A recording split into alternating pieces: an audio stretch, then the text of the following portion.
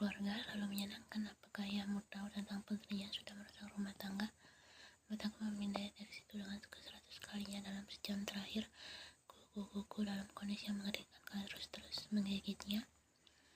Ini tidak mungkin terjadi. Aku bergumam tanpa fokus. Aku mengambilkan sensasi perih dari gigiku yang merobek kulit bibir bawah.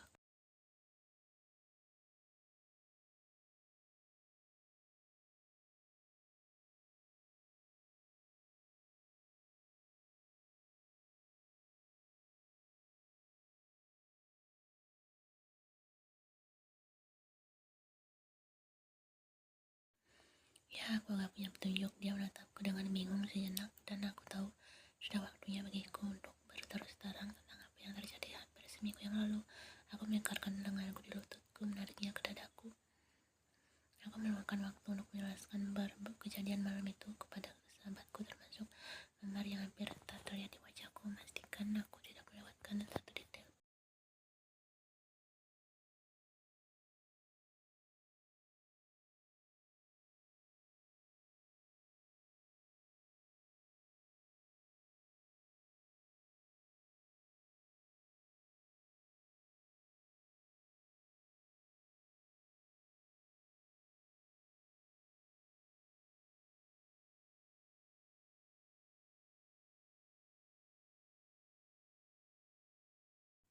Kami tidak benar-benar berbicara dengan baik. Aku menjelaskan sambil bersandar di kepala tempat tidur. Kami berdua duduk di tempat tidurku, kakinya menjuntai di tepi kasur, sementara kakiku tetap diam di atas selimutku yang belum dirapikan, menandakan bahwa aku baru bangun 1 jam yang lalu. Kamu kosong, kau masih bisa datang kepadaku. Aku akan mengesampingkan semuanya. Aku tahu dia mengalihkan rasa bersalahnya kepadaku dengan amarah, dan aku tahu aku tak salah, tapi entah bagaimana dia juga tidak salah.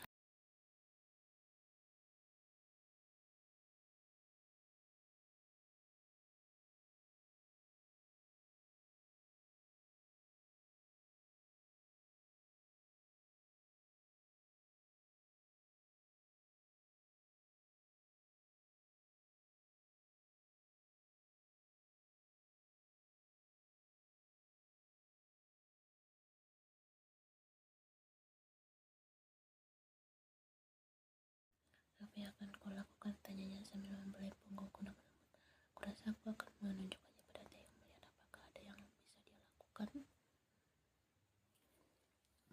Aku melirik jam di ponselku. Aku terlambat 15 menit. Dia mengangguk dengan tujuh hati-hati. Oke, bawa semprot dan merica untukmu untuk berjaga-jaga.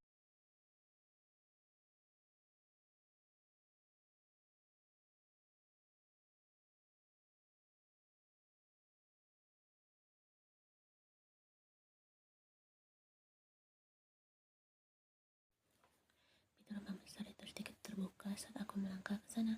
Aku menarik gagang pintu dan masuk tanpa mengetuk pintu. Aula utama kosong dan sunyi. Kupikir anak-anak sedang bermain di ruang bermain mereka, jadi aku mulai dari sana. Saat aku hampir sampai tempat tujuan, aku mendengar tawa pelan dan langsung tersenyum.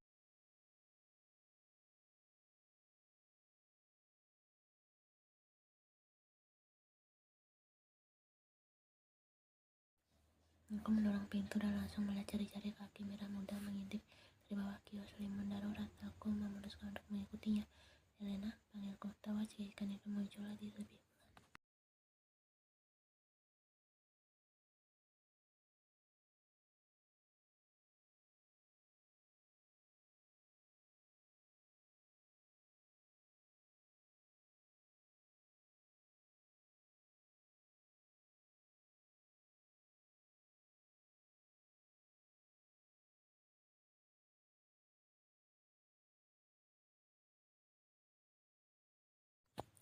Kau punya tempat bersembunyi yang bagus, pujiku menggelitik sisi tubuhnya. Dia melihat dalam pelukanku dan tawar yang keluar dari bibirnya yang merah muda.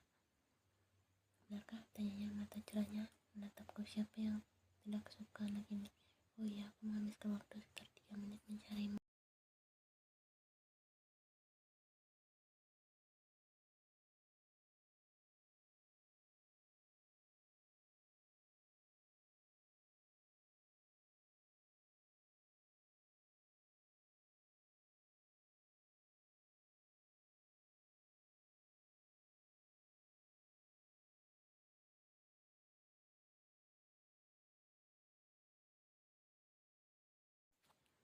dan ayah masih tidur, begitu juga Luka. Tapi aku bosan, jadi aku turun. Setelah ibu membawaku kembali ke tempat tidur, begitu aku akan membuatkan wafel. Bagaimana? Sempurna. 1 jam kemudian kami berduduk di depan tumpukan wafel panas yang besar. Ini sangat mengagumkan, Elena meraihnya.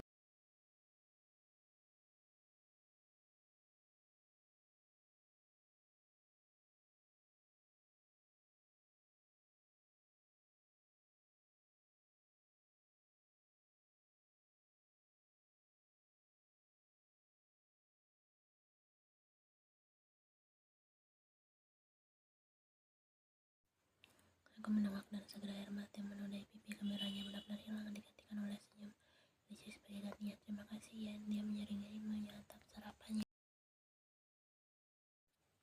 Aku menatapnya dengan kaget selama beberapa detik sebelum kembali fokus dalam menyantap makananku. Mencuri pandang ke anak itu setiap beberapa detik. Dia pasti terlalu sering berada di dekat suami akhir-akhir ini.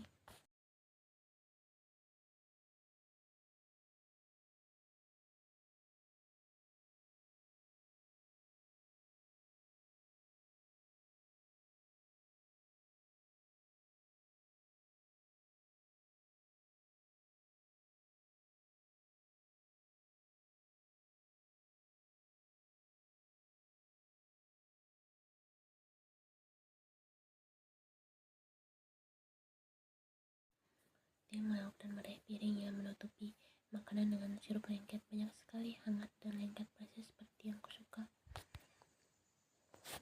Aku tersedak wafel kedua dengan putus asa meraih sebelah air putih menenangkan tenggorokanku. Oh, sangat aneh ayah. Elena tergigit mendengar kalimat ayahnya yang seharusnya lucu, tidak seperti makna gandanya.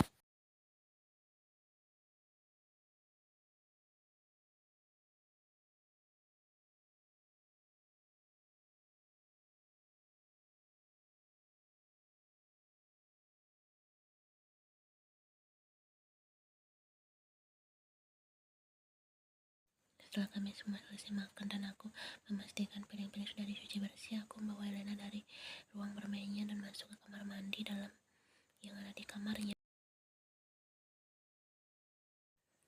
Bisakah kau masukkan gelembung-gelembung merah muda itu, Yan? Tanyanya, menatap pilihan busana mandi merah muda dan hijau di tanganku.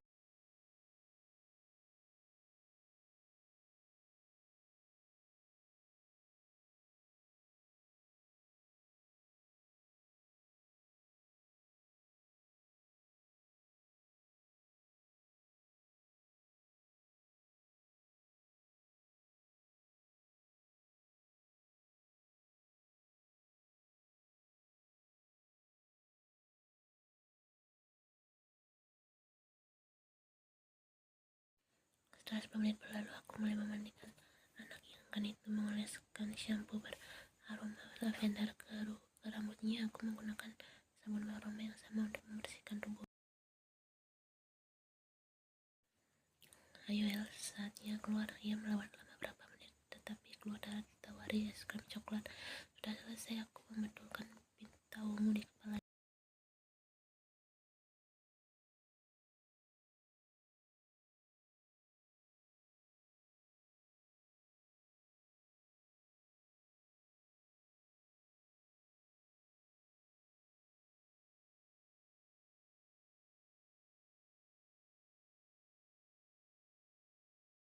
Kau tak bisa merahasiakan detailnya dariku, Somi. Taeyong terdengar marah. Kurasa aku akan membiarkanmu bermain saja ya, kataku sambil berlutut sehingga mataku sejajar dengan Elena. Dia tersenyum antusias dan langsung berlari ke tumpukan mainannya.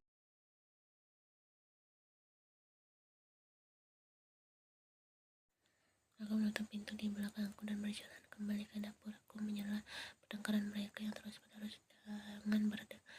Oh Yen, hai, Somi tersenyum senang ke arahku mengiris sepotong keju. Aku hanya mengangguk sopan dan melambaikan tangan pada Taeyong yang mengambilkan sarapanku. Aneh.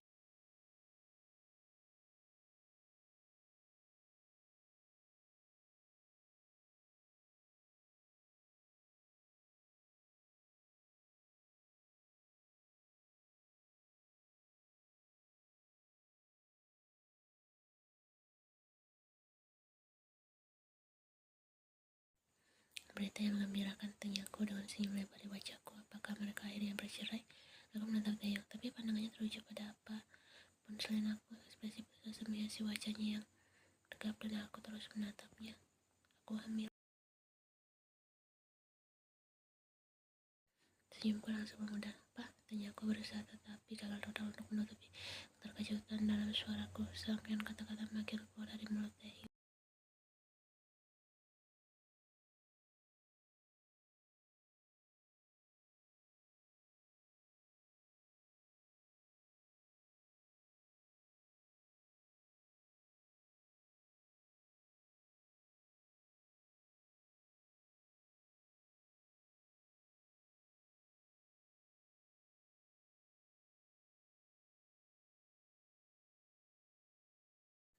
Luar biasa, aku sangat bahagia untuk kalian. Aku terus mulai sakit. Wah, terima kasih sayang. Aku akan pastikan aku datang ke acara baby shower. Aku mengangguk aku dan melompat dari kursi. Aku harus keluar dari sini. Kurasa aku harus pergi sekarang. Aku mengumumkan tanganku mengapa.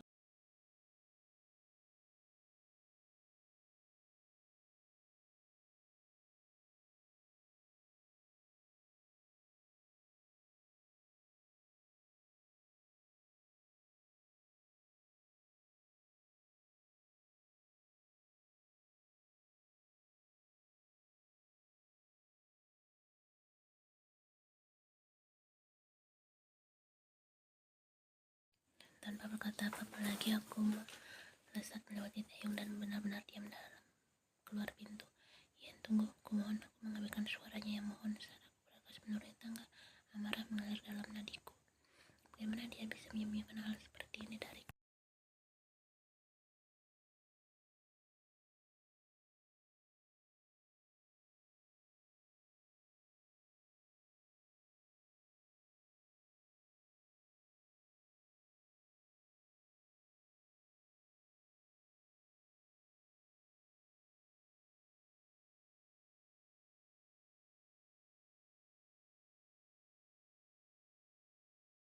Aku tersadar dalam menanku lepaskan aku. Nada bicaraku kasar sama sekali tak terdengar seperti diriku. Aku menangisku, tidak ingin membuatnya puas. Melihatku menangis, aku melepaskan tanganku dari genggamannya dan melanjutkan perjalanan ke mobil. Kenapa aku harus parkir sejauh ini? Ian, kumohon. Taeyong memohon mengikuti. Seperti anak anjing yang tersesat, aku belum pernah melihatnya tampak begitu putus asa. Percayalah sayang, aku ingin memberitahumu. Suaranya rendah saat dia mendekatiku.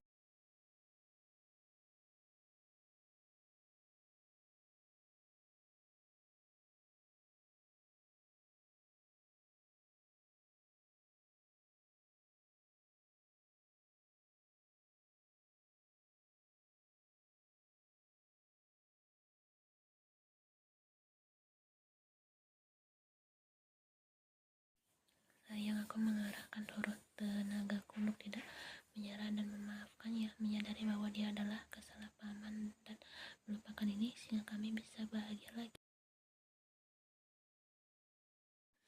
Namun sayangnya gelembung kebahagiaan kecil kami telah meletus dan begitu saja kenyataan menampar wajah.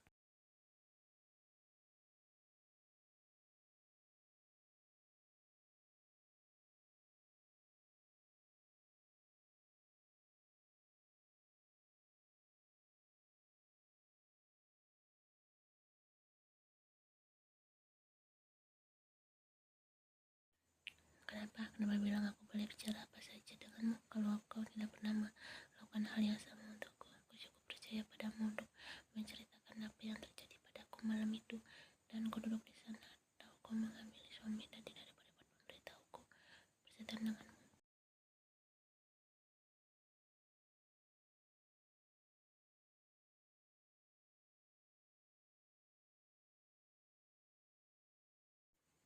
Dia menatapku, ekspresi terkejut bercampur bersalah tergambar di wajahnya. Aku tak berhubung. Aku tak peduli dengan apa yang dia katakan denganmu karena membuatku berpikir kau menginginkanku.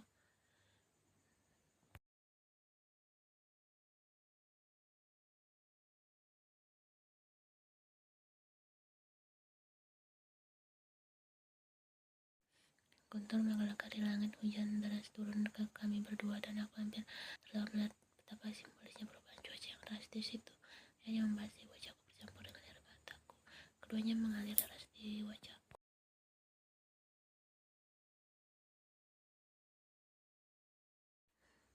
Kau belum pernah melihat Taeyong sebegitu terengah-engah peristiwa. Dia sangat terluka bercampur dengan keterkejutan dan beberapa emosi lain yang tidak dapat kujelaskan. Aku menunggu dia mengatakan sesuatu apapun, namun satu-satunya suara yang mendengar adalah nafas kami yang berat serta